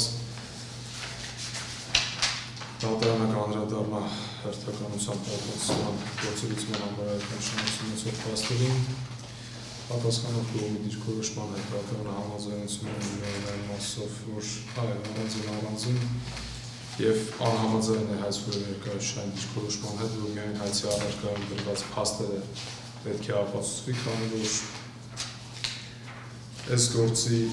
առանձնահատկությունները հաշվի առնելով, ոչ միայն այս գործերը հասարակական ծառայության գույքի բռնագծման վարույթի շրջանակը քննության առնելով, մենք պետք է հերթականությամբ բոլոր փաստերին անդրադառնանք, քանի որ օրինակ հենց առաջին գույքային ձեռքբերումը հայցվորի կողմից նշվել է 1998 թվականի սեպտեմբերի 14-ին եւ մինչ այդ Վիգեն Սարգսյանի աշխատավարձին է վերաբերել, պետք է հասկանանք իրավասու մարմնի կողմից այլ յուրաքանչյուր դեպքում նշված գույքային ձեռքբերումը եւ դրա օրինականության կամ ապօրինության տոկոսը որ կետին է օրինակ վերաբերում հայցի առարկային Պետք է հասկանանք Վիգեն Սարգսյանի հանրային ծառայության մասին օրենքի իմաստով պաշտոնատար անձ հանդիսանալու սկիզբը եւ հստակեն դրանից հետո կատարված գույքային ձեռքբերումները կամ ծախսերը եւ քանի որ հայցածները պատասխանում բանալություն դուք եք Վիգեն Սարգսյանի մասով նշել եք որ օրինակ հենց սկսել եք այդ թվականներից որ ստացել եք տարբեր գումարներ, չգիտեմ, օրինակ ուղղակի օրինակներ են այլևս որական պապից նշել եք 5 միլիոն դրամ իրազանցող կանխիկ գումար է ստացել մի մասը օրինակ ծախսել է եթե փաստեր եք նշել դուք պետք է որոշեք դրանք օրինակ դիտարկում եք օրինական եկամուտ եւ ցանկանում եք ապացուցել որ 95 թվականին ունեցել է այդ օրինական եկամուտը թե ոչ համաձայն եք որ օրինակ այս թվականին ստացել է այսքան աշխատավարձ թե ոչ հարգելի դատարան ես ինչպես արդեն նշեցի օրենքը մեր վրա պարտականություն չի դնում այլ իրավունք է շնորհում սահմանված կանխավարկածը հերքելու այդ շրջանակներում բնականաբար մենք միանշանակ օգտվելու ենք այդ իրավունքից բայց ուսումնասիրություն իրականացնելու պարտականություն եւ հայցադիմում նշված յուրաքանչյուր փաստ հերքելու պարտականություն մեր գնահատման պատասխանողը չունի պատասխանողը դատարանի ներկայացնում է հիմնավոր ապացույց որ ընդունենք ունեցել է օրինական եկամուտ դատարանը դա գնահատում է եւ ասում է այո քանի որ ունեցել է օրինական եկամուտ հայցքորի կողմից կատարված եզրահանգումը գումարի չափով հիմնավոր չէ հերքվում Եվ այդ տրամաբանությամբ, այսինքն մենք չենք կարող կոնկրետ մեկ դրամի հաշվարկով յուրաքանչյուր տարվա հետ կապված զուգահեռ ուսումնասիրություն իրականացնենք, ասենք այսքան է կազմել, բայց ամեն դեպքում յուրաքանչյուր տարվա օրինական եկամուտների եւ ծախսերի վերաբերյալ դատարանի համար պատկերացում կազմելու համար վստահաբար մենք ձեզ ներկայացնելու ենք հարգելի դատարան համապատասխան ապացույցներ որոնցով որ ոչ միայն հերքվելու են, այլ նաև պատկեր է ստեղծվելու, թե պարոն Սարգսյանը որ տարիներին ինչքան եկամուտներ է ունեցել եւ ինչ դրամական միջոցների մնացորդ կարող է ունենալ, ըստ այդմ արդյոք հիմնավորվել են նրա գույքային ձեռքբերումները, թե չեն հիմնավորվել։ Դրա վերաբերյալ միանշանակ մենք ապացույցներ ներկայացնենք շնորհակալ։ Օրենքի համաձայն դուք կարող եք հերքել եւ այո, օրենսդիրը օգտագործում է կարող է հերքել եզրում շատ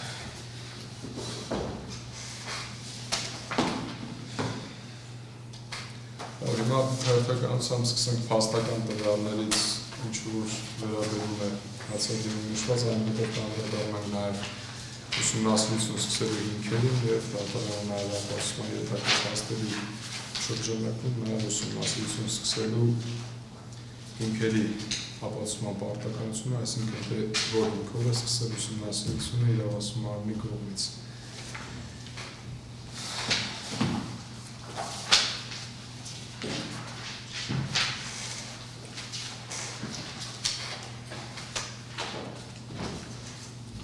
Ինչը վերաբերում է Վիգեն Սարգսյանի պաշտոնատար հանրային ծառայության մասին օրենքի իմաստով պաշտոնատար անձ հանդիսանալու, այսինքն հայտարարագիր ներկայացնելու պարտականություն ունեցող անձին։ Հայցքորի կողմից հայցադիմում նշում է կատարվել, որ Վիգեն Սարգսյանի աշխատանքային գործունեության տվյալների համաձայն սկսել է աշխատել 1995 թվականի նոյեմբերի 13-ից Աշխատել է ազգային ժողովում որպես նախագահի օգնական, այնուհետև խորհրդական, աշխատել է Հայաստանի Ամերիկյան համալսարանում, Հայաստանի Հանրապետության նախագահի աշխատակազմում, մասնավորապես 2011 թվականի հոկտեմբերի 17-ից մինչև 16 թվականի հոկտեմբերի 3-ը հանդիսացել է նախագահի աշխատակազմի ղեկավար, այնուհետև պաշտպանության նախարար 18 թվականի հոկտեմբերի 8-ից մինչև 19 թվականի մայիսի 2-ը հանդիսացել է լույս մշակութային գիտական կրթարան հիմնադրամի քանի որ վերաբերում է այս մասով Վիգեն Սարգսյանի աշխատանքային գործունեությունը, այս մասով ընդունում եք նշված փաստերը։ Ակին դատարան նախ ցանկանում եմ անդրադառնալ այն հարցին, որ թեև այդ վերջի ուսումնասիրության ժամկետը երկարաձգելու մասին որոշումը փորձեցինք ցույց դատավարության ընթացքում հակադեմ այցի միջոցով վիճակել դրա օրինականությունը Սակայն վերաքննիչ հակագործություն դատարանի դիրքորոշման հիման վրա կարծում ենք, որ այդ հարցի բարձրացումը այդ որոշման օրինականության հետ կապված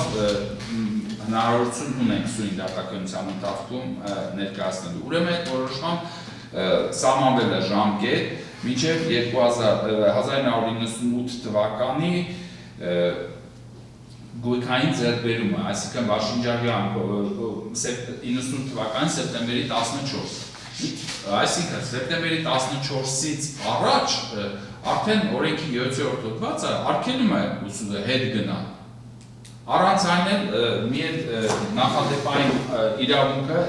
հայտնել է այնպիսի դիրքորոշում, որ 10 տարուց ավել ուսումնասիրության ժամկետը չափազանց շատ է,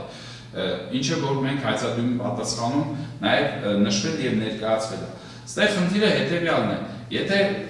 հայցվորը ուսումնասիրության ժամկետ է սահմանում 98 թվականի սեպտեմբերի 14-ը, հետևաբար 98 թվականի սեպտեմբերի 14-ից առաջ ընկած ժամանակահատվածի համար չունի օրինակ ուսումնասիրությունը, որ իրականացնելու, տվյալներ հավաքագրելու, ինչպես նաև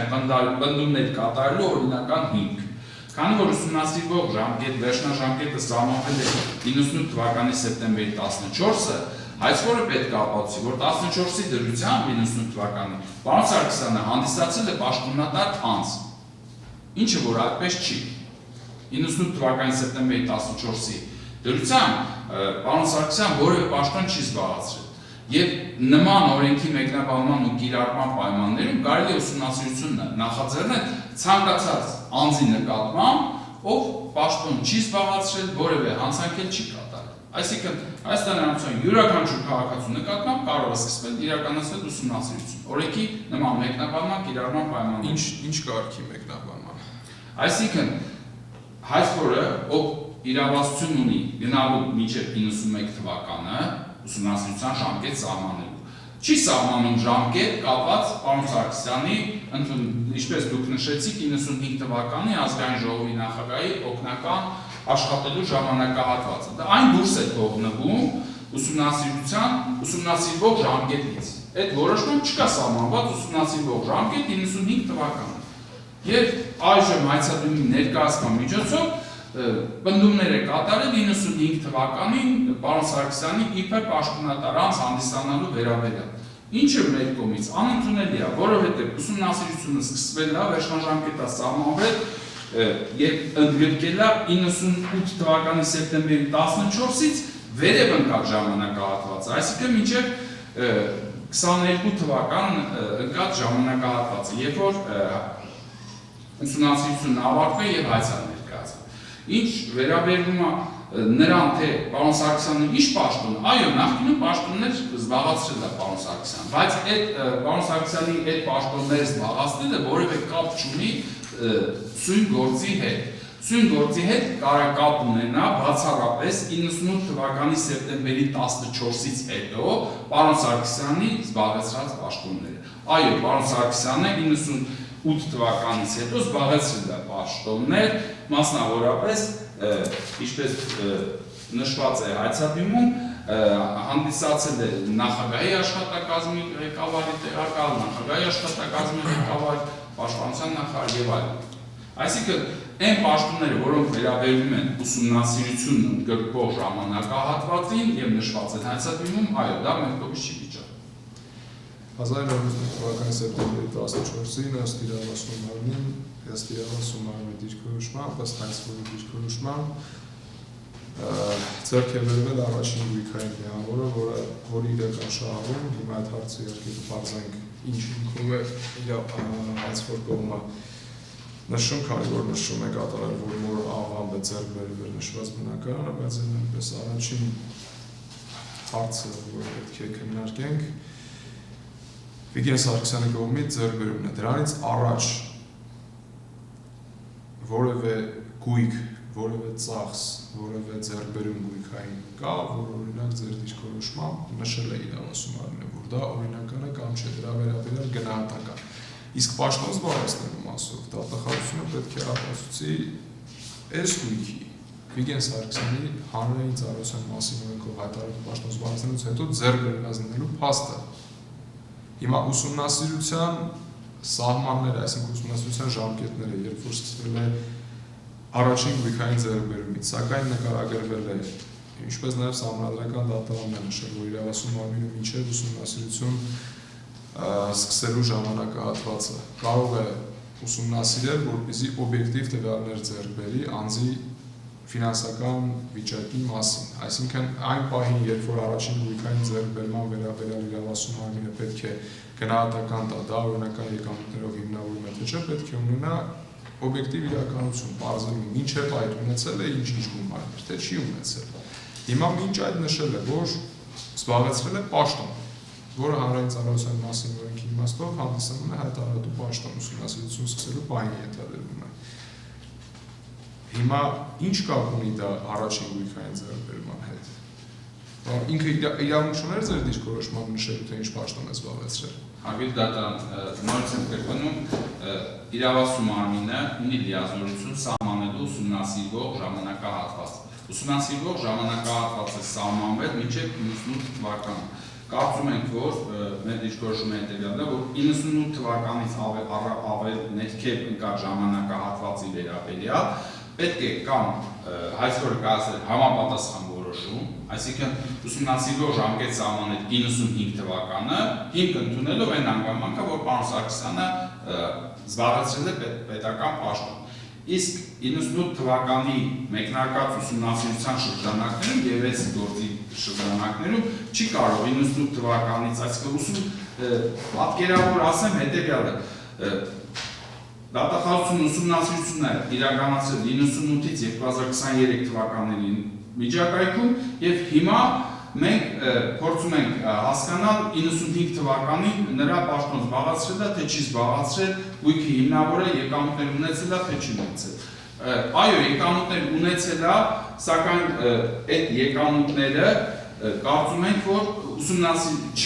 ուսումնասիրության շրջանակներում չեն արտացոլվել։ Չէր կարող, կամ եթե արտացոլվել են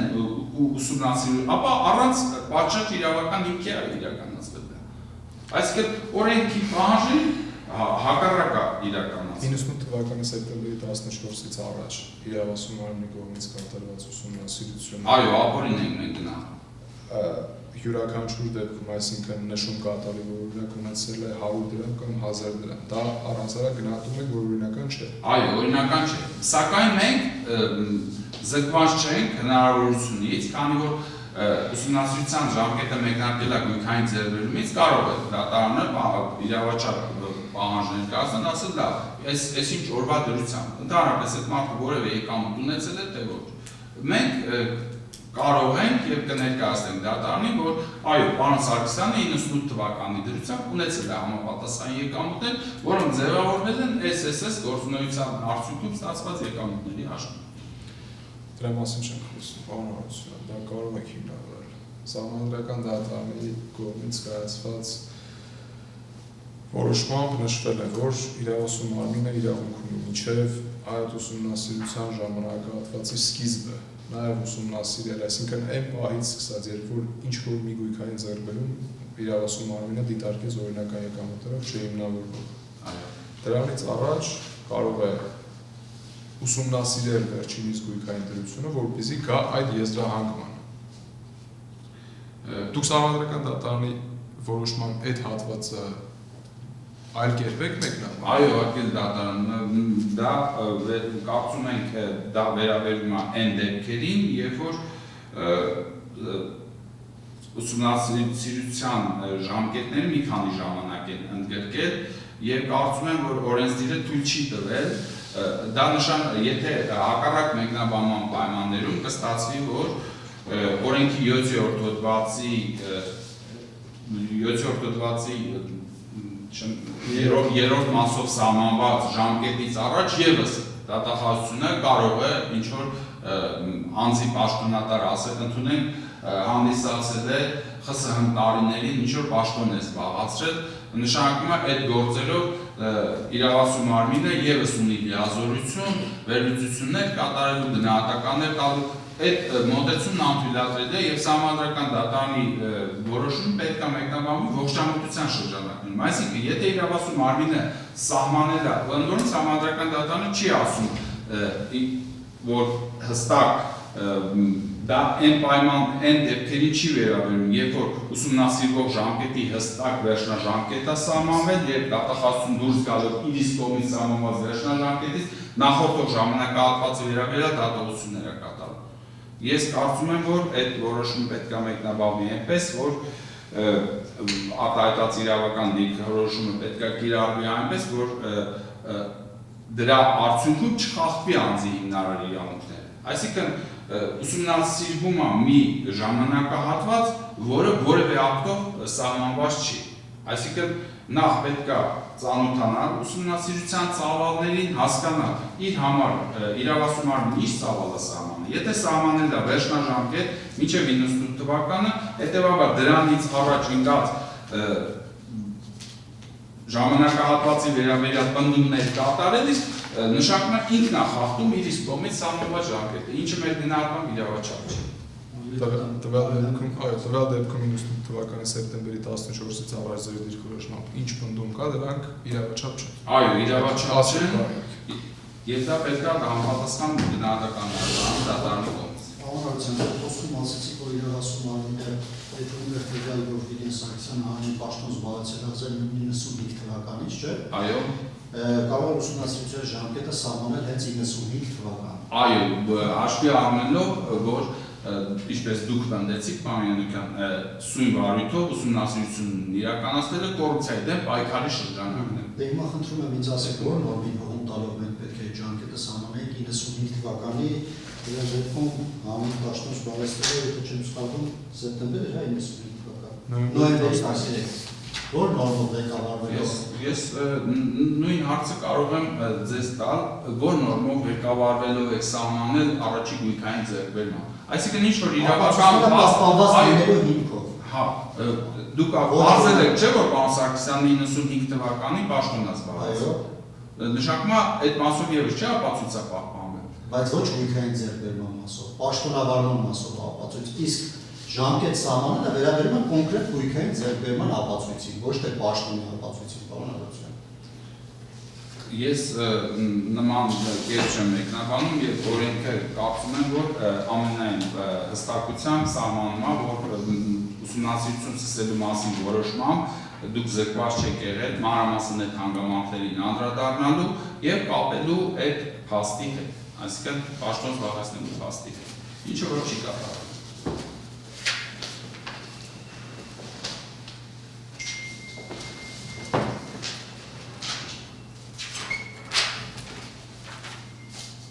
Շատ լավ, հանցնենք առաջ, թե այդ դիրքորոշումն եք ներկայացնելու դատարանի գնահատմամբ,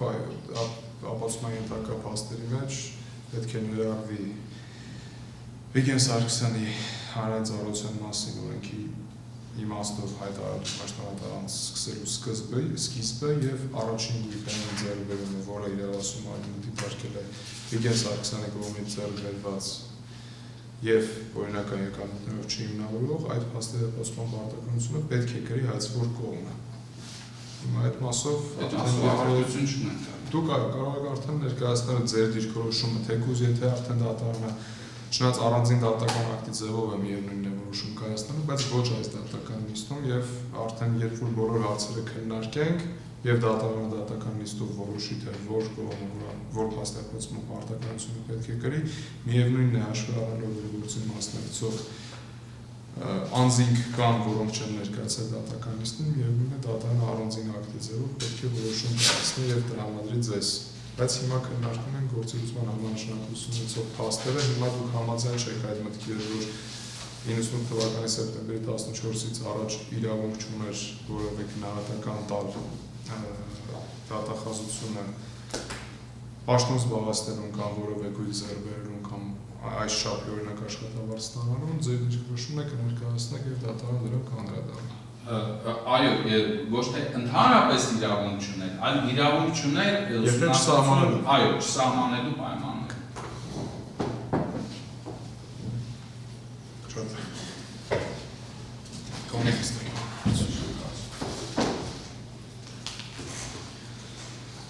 Մանուկյանը առաջին գույքային ձեռբերումից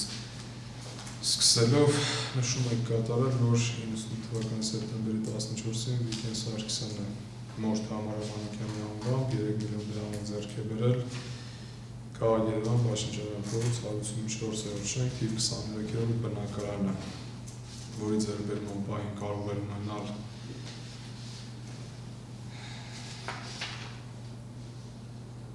ձեր կողմից նշված աշխատավարձի չափով 520,492 դրամի չափով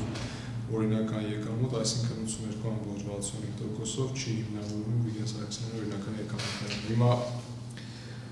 նշում եք, որ Թամարա Մանուկյանն է, Թամարա Մանուկյանի անվամբ է գրանցված եղել այս բնակարանը, բայց նշում եք, որ Վիկեն Սարգսյանը մոր անվամբ է ձեռք բերել, հիմնավորվում է, որ ինքն է ձեռք բերել, թե իրական շահառում ինքն է հանդիսանում այդ գույքի։ Ագիտատան այստեղ օգնության գույքի բնականացման մասին փոխկապակցված անձ եզրույթում, որպես Թամարա Մանուկյանը հանդիսանում է Վիկեն Սարգսյանի փոխկապակցված անձ, զուտ այդ ուժով արդեն իսկ գույքը հանդիսանում է պատկանող Վիկեն Սարգսյանին, բացի այդ մենք հիմնավորել ենք, որ գույքի իրական շահառումն է Վիկեն Սարգսյանը, քանի որ վերահսկվել է այդ ձեռքբերման եւ օտարման գործակները Վիկեն Սարգսյանի կողմից, դա չի վիճակել նաեւ պատասխանող կողմը, քանի որ դիրքորոշումը ներկայացրել հայցվող կողմին, որ իրականում 1998 թվականին ձեռքբերված գույքի իրական շահառումը Վիկեն Սարգսյանն է, ուղղակի դա գրանցվել է իր մոր անվամբ, իսկ Վիկեն Սարգսյանը այդ տունը ձեռք է բերել Ալեքսանդրում ԱՄՆ-ից ստացված եկամուտների հաշվին, այսինքն դա չի վիճակել, որ այդ գույքի իրական շահառում հանդիսացել է Թամարա Վիկեն Սարգսյանի սկզբանը։ Այդ մասով Ագիտատան կարծում ենք, քանի որ վկայակոչվել է, որ իրական շահառում պարոն Սարգսյանն է այս գույքի ձեռքբերման, կարծում ենք այդ իրական շահառու հանդիսանալու փաստը եւս պետք է այս որն ապացուցի, ինչ վերաբերում է մեր կողմից չվիճարկելու հիմքում դա ապացուցված համարելուն, կարծում ենք այդ մոտեցումն անընդունելի է, որովհետեւ ինչպես հետագա հարցերի շարադրանքում, հետագա փաստերի շարադրանքում մեր կողմից նշվել է հայտարարների վերաբերյալ հայտարարների ուսումնասիրությունից հնարավոր է հասկանալ, որ այդ գույքի իրական շահառում պարոն Սարգսյանն է, սակայն հայցքորը ամեն փաստարկ բերում է բացառությամբ այն փաստարկի, որը որ առկա է գործում, այսինքն հայտարարները պահանջվել ստացվել ուսումնասիրելը եւ հայտարարների ուսումնասիրությունից ակնհայտ է դառնում, որ այդ բնակարանի իրական շահառում պարոն Սարգսյանն է հանդիսացել, բայց դա չի ազատում հայցքորին այդ ապացուցելու պարտականությունից, այսինքն եթե մենք չենք վիճարկում այն հիմքով, որ չազատել եք վիճարկելու հարցը, չազատելու հարցը քննարկենք։ Ընդունում եք, որ Վիկեն Սարգսյանն է ձեռք բերել, ձեր կողմից նշված է 5 միլիոն դրամ է ստացել, 3 միլիոն դրամ ուղղվել է այս բնակարանի ձեռքբերմանը։ Ընդունում եք, որ Վիկեն Սարգսյանն է ձեռք բերել, թե ոչ։ Այդ գույքի հիմնական գումարը պարոն Սարգսյանի կողմից է, պարոն Սարգսյանի միջոցների հաշվին է ձեռք գույքը եւ դրա վերաբերյալ կան մանրամասներ եւ առանձնահատկություններ, այդ թվում նաեւ նախատեսվում համապատասխան փուլում վկայի ցուցմունք որպես ապացույց ներկայացնել դատանում, որպեսզի դատանում բացահայտվի այդ գործարքների ամբողջ մանրամասները։ Այս փուլում հիմա որ նշում եք չի կարող ազատվել։ Քաղաքացիական դատարանության օրենսգրքի իմաստով այն փաստի ապացուցման պարտականությունից կարող է ազատվել, եթե մյուսը ընդունում է այդ փաստը։ Հիմա դուք նշել եք 3 միլիոն դրամով ձեռք եք բերել այս գույքը։ Ապօրինի ծագումից գույքի բռնագանձման մասին օրենքի իմաստով իրական շահառում նաև այն անձն է, ում հաշվին է ձեռք բերվել այդ գույքը։ Հիմա ընդունում եք, որ Վիկեն Սարգսյանի հաշվին է ձեռք բերվել այս գույքը եւ իրական շահառում օրենքի իմաստով, ապօրինի ծագումից գույքի բռնագանձման մասին օրենքի իմաստով հանդիսանում է Վիկեն Սարգսյանը։ Ագիտատան այդ հարցի հետ կապված ես պետք է իմ վստահորդի հետ քննարկում անեմ եւ խնդրում եմ եթե կա հնարավորություն կընձեռ ենք հիմա սա մեկ փաստ է, որի վերաբերյալ կներկայացնենք ձեր դիրքորոշումը։ Սա մեկ փաստ է, որի վերաբերյալ ձեր դիրքորոշումը կներկայացնենք։ Համարում եք, որ իր միջոցների հաշվին է ձեռքբերվել, այսինքն օրենքի իմաստով հանդիսանում է իրական շահառում Վիկեն Սարգսյանը, հանդիսացել է նշված գույքի իրական շահառում, այսինքն ձեռք է բերվել իր հաշվին։ Հիմա դուք պատասխան եք ներկայացնում Տոնո Հարությունյան։ Փաստերը քննարկում ենք, հիմա ամեն հարցի հետ կապված նշում եք, որ համաձայն եք։ Արգել դատարան, ճիշտ ասած, հենց այդ նպատակով էր մեր կողմից նախկինում միջնորդություն ներկայացվել, որ տեսաձայնային հաղորդակցության միջոցով պարոն Սարգսյանը ևս մասնակցի նիստերին, եթե այդ միջնորդությունը բավարարվել, հիմա միանգամից պարոն Սարգսյանը կպատասխանի հարցին դատարանը քաղաքացիական դատարանության այսինքն առհասարակ դատավարության իմաստով, այո, մեծ ցանկությամբ ձեր դիմումը կբավարարել եւ կթույլատրել, որ Վիգեն Սարգսյանը մասնակցել եւ իր տվյալները ներկայացնել։ Բայց դատարանը երբ որ որոշում է կայացրել մերժելու այդ միջնորդությունը, դատարանը չի ցանկանում կրկին պատճառաբանել թե չէ, բայց դրա իմաստը միայն այն է, որ քաղաքացիական դատավարության օրենսգրքով նախատեսված չի այդ կարգը, ինչքան էլ որ ձեր կարծիքով դա նախատեսված է։ Այդ հնարավորությունը մենք չունենք, թե չէ շատ ավելի հեշտ կլիներ այս դատավարությունը շարունակել, եթե Վիգեն Սարգսյանը յուրաքանչյուր հարցի վրա իր դիրքորոշումը ներկայացներ։ Դրա համար այդ հարցը արտադրում եք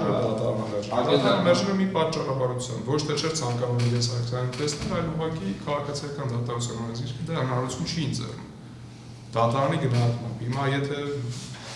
մի օր կարող է այլ դիրքորոշում արգել դատարանը ուղղակի տվյալ գործի առանձնահատկությունը կանոն նրանում, որ այլ գործերում սովորաբար այն այս գործերով անցնող անձինք տվյալ փուլում ամենայն դեպս գույքային ձեռքբերումների կարևոր հարցերում կամ ներկայ են լինում դատական նիստին կամ համապատասխան Դե հիմա օրինակ կարող է արձանագրել, որ պարոն Սարգսյանն է ձեզ տվյալներ տրամադրել, որ հայցադիմին պատասխան եք ներկայացրել։ Այո, մենք քննարկել ենք այս հարցը, սակայն այդ հարցը չէ, այդ հարցը չէ, դե նշել եք 5 միլիոն դրամ իր մորական կողմի պապից ստացել, այնտեղ 3 միլիոն դրամը, այսինքն նշված գումարի մի մասը ուղղել է այս գույքի Պաշինջարյան փողոցի գույքի ձեռք բերելու նպատակով։ Դե հիմա էլ ինչ եք ցանկանում քննարկել։ Իհարկե ձեր իրավունքն է քննարկելը, դատարանը ձեզ չի զրկում այդ իրավունքից։ Բայց ի՞նչն եք ցանկանում, եթե հենց ձեր վստահողն է ձեզ այս տվյալները տրամադրել։ Արգել դատարան, ես ցանկանում եմ քննարկել իրական շահառու հանդիսանալու հանգամանքը ընդունելու փաստը, որովհետև իրականում լիազորությունը օրենքի իմաստով իրական շահառուների շրջանակը բացելու պարտականությունը դրված է իրավասու մարմնի վրա։ Այսինքն անձը չունի պարտականություն փոխկապակցված անձանց շրջանակը, ընտանիքի անդամների շրջանակը կամ իրական շահառու հանդիսանալ չհանդիսանալու հանգամանքը հիմնավորելու։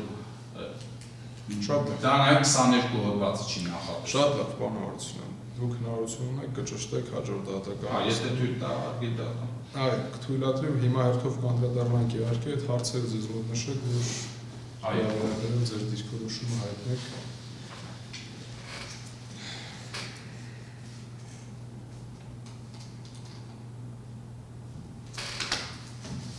1998 թվականին Վիգեն Սարգսյանը նվազագույն սպառողական զամբյուղի ծախսերին կարող էր հատկացնել 42698 դրամ։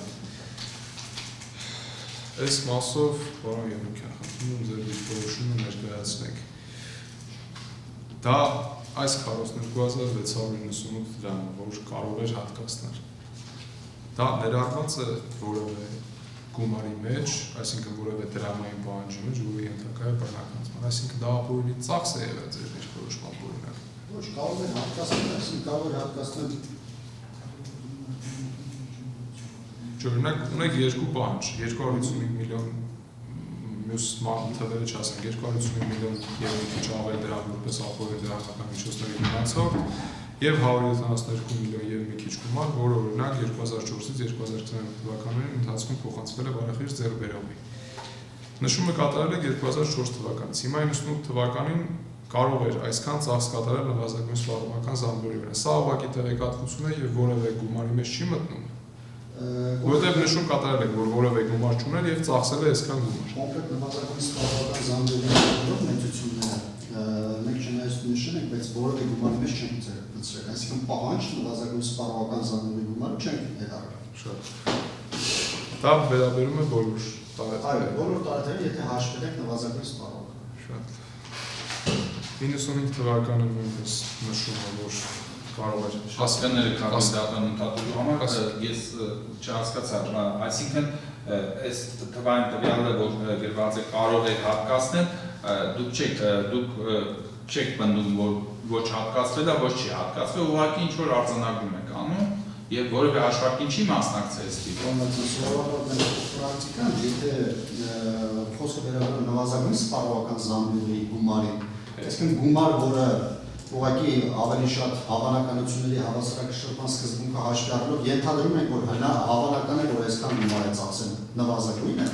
մենք դա ուղղակի չենք ներառել հաշվարկի միշտ տրամաբանությամբ, որ երբեմն վիճակագրական կոմիտեի սահմանած բյուջեին աշխատավարձի տվյալը երբեմն ավելի քիչ է լինում, քան այդ ծախսված նվազագույն գումարի, որպեսզի անձի վիճակը չվատանա, դա չենք ներառել։ Զուտը Այսինքն այս գումարը չի ներառվել ձեր կողմից կատարված հաշվարկում։ Դա արձանագրենք։ Պարոն Հարությունյան, այս բանը կարող ենք արձանագրել, բայց իրավասու մարմնի ներկայացուցիչը արդեն երբ որ կաջակցի հաշվարկել, մենք դա հաշվարկում հստակ կտեսնենք արդեն։ Ես պնդում եմ, որ չի ներառվել, քանի որ դա է մեր դիրքորոշումը, որ չպետք է ներառել սպառողական զամբյուղի այդ գումարները։ Շնորհակալություն։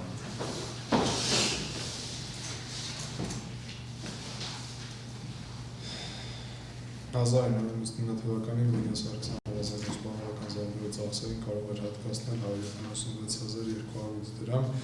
Սրանք իհարկե դատարան արձանագրվում են, բայց գործողության համարյական նշանակություն ունեն այնքանով, որքանով պատասխանող կողմը իր կողմից ներկայացված հայցատուի պատասխանող նշում կատարել է, որ օրինակ Վիգեն Սարգսյանը այս պահին ըստ իրավասու մարմնի չի ունեցել օրինական եկամուտներ, բայց ըստ պատասխանող կողմի ունեցել է օրինական եկամուտներ։ Հետևաբար նվազագույն սպառողական զամբյուղը կարող էր դուրս գալ այդ ձեր կողմից նշված օրինական եկամուտներից, այսինքն եթե դատարանը հաստատված համարի, որ դուք օրինակ հերքել եք այն կանխավարկածը, որ այս թվականներին ունեցել է այսքան գումար եւ նվազագույն սպառողական զամբյուղի վերաբերյալ թվերը պետք է նվազեցվեն դրանից։ Դուք օրինակ այս մասով նվազագույն սպառողական զամբյուղի ուղղված ծախսեր, այսինքն անձի իր այս տարեթվին կատարված երևի թե մինիմալ ծախսեր։ Ընդունում եք, որ կարող է դատարան դեռևս ամփոփագրի վերաբերյալ դիրքորոշում ներկայացնելու փուլին իրավասու մարմին տեղեկացրել են, որ այս թվականներին պարոն Սարգսյանը սովորել է ԱՄՆ-ում։ Հետևաբար ԱՄՆ-ում բնակվել է 90 թվականներին։ Այո, եւ բնականաբար օրինական չի կարող դիտվել անձի օտար երկրում բնակվելու պայմաններում ստեղ սպառողական զամբյուղի ծախսեր եկամուտներից հաշվարկելու, ինչը ցավոք որ թվականը դուք հայցատուի պատասխանում եւ պատասխանում եւ հականդեմ հայցատուում եմ դրա մասին նշել, նաեւ դիրքորոշում եք ներկայացրել ամփոփագրի կապակցությամբ տեղամարամասն նշված, այսինքն պարոն Սարգսյանը ուսանելու Միացյալ Նահանգներում ընդեղ ստացել է կարտահանումից 2000 թվականներին նշել եք, որ ուսանել է Ամերիկայից։ Այո, ինչ որ նշվել է, դա է։ Եվ դրա վերաբերյալ ապացույցներ կներկայացվի, ընդ որում մեր համար ընդունելի չէ նաև հայ-կորեային դիրքորոշումը, երբ որ մենք բարձրացրեցինք, ասացինք հարգելի այսօր դուք գույքի վերաբերյալ հարցումներ կատարելու լիազորության շրջանակներում կարող եք բարձրացնել նաև այդ հարցը հարցման կատարման միջոցով եւ սակայն հայցքորը չի ցանկացել իր այդ լիազորությունից օգտվի, ստիպած մենք ենք Միացյալ Նահանգներից համապատասխան ապացույցներ հավաքագրել, որ բնակվել է սովորել ուսանել։ Այս մասով կասեք դեր դիրքորոշումը։ Ուսումնասիրել եք այդ տվյալները այդ մասով, որ Վիգեն Սարգսյանը այդ տարիներին Հայաստանի Հանրապետությունում չի։ Դատարան մենք ամեն գտնում ենք, որ նվազագույն սպառողական զամբյուղին հատկացված այդ չնչին գումարը նախ հաշվարկի վրա չի հասնում, երկրորդը դա նաև չկա այն փաստը, որ Վիգեն Սարգսյանը 98-ից 2000 թվականների ընթացքում թեկուզ գոնե երկու օրով Հայաստանում Հանրապետությունում չի գտնվել։ Այսինքն եթե նույնիսկ ուսանել է այդ ընթացքում Ամերիկայի Միացյալ Նահանգներում, ես չեմ բացառում, որ Վիգեն Սարգսյանը գոնե 2-3 օր այդ տարիների ընթացքում եղել է Հայաստանի Հանրապետությունում։ Իսկ այդ հաշվարկված գումարը նվազագույն այնքան չնչին է, որ նույնիսկ 2 օրվա ընթացքում է կարելի սպառել։ Պարոն Հարություն։ Դուք արգել դատարան 99 թվականի դրությամբ 176,200 դրամը վստահաբար չնչին գումար չի եւ Նաև արգել դատարանցական են ձեր ուշադրությունը հրավիրել են հանգամանքի վրա, որ նվազագույն առողական զամբյուղի մեծությունը անհասկանալի է, թե քանի անձի հաշվարկով են ներկայացվել եւ ինչն է ընդունվել։ Այսինքն սա մեկ անձի հաշվարկով է կազմել այսքան գումարը, թե գործունեության համար ուշադրություն փաստերը դրա համար հատիկ առհատիկ բացում ենք, որպեսզի հասկանանք հիմա այդ մասով ըստ հայցադիմումի մեկ անձի վերաբերյալ է։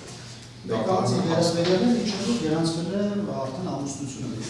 Հա, բացույց որ մեկ անձին է այդքան է կազմեց ասելի գումարը։ Հայցադիմումի Ինչ է ներկայացված է թվել։